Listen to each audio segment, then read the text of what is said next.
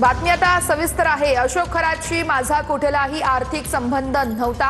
रुपाली चाकणकर यांनी हे स्पष्ट केलंय।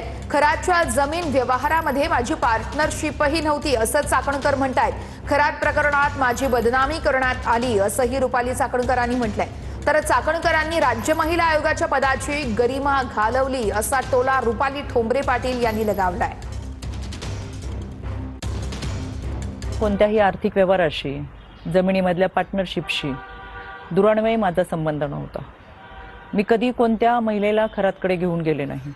ज्या पद्धतीची चिकलफेक झाली, एआयचा वापर करून ज्या पद्धतीचे व्हिडिओ बनवले गेले आणि सातत्याने बदनाम करण्याचं षडयंत्र जे रचलं गेलं, त्याच्यासाठीची ही लढाई कायद्याच्या चौकटीतून आशा मिरगेप्रमाणेच इतर काही महिलांनी देखील कोणताही पुरावा नसताना अतिशय बेताल विधानं केली, सातत्याने बदनाम करण्याचा प्रयत्न केला, आरोप केले। कोणताही पुरावा त्या सादर करू शकला नाही।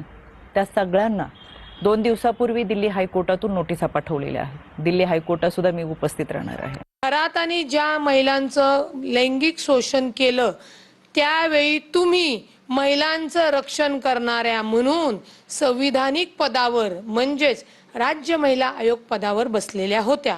तुम्ही त्या पदावर बसून सुद्धा तुम्हाला खराताच्या तक्रारी मिळाल्या असून प्राप्त झाल्या असून सुद्धा तुम्ही पदावर बसून गैरवापर करण्यात आलेला आहे।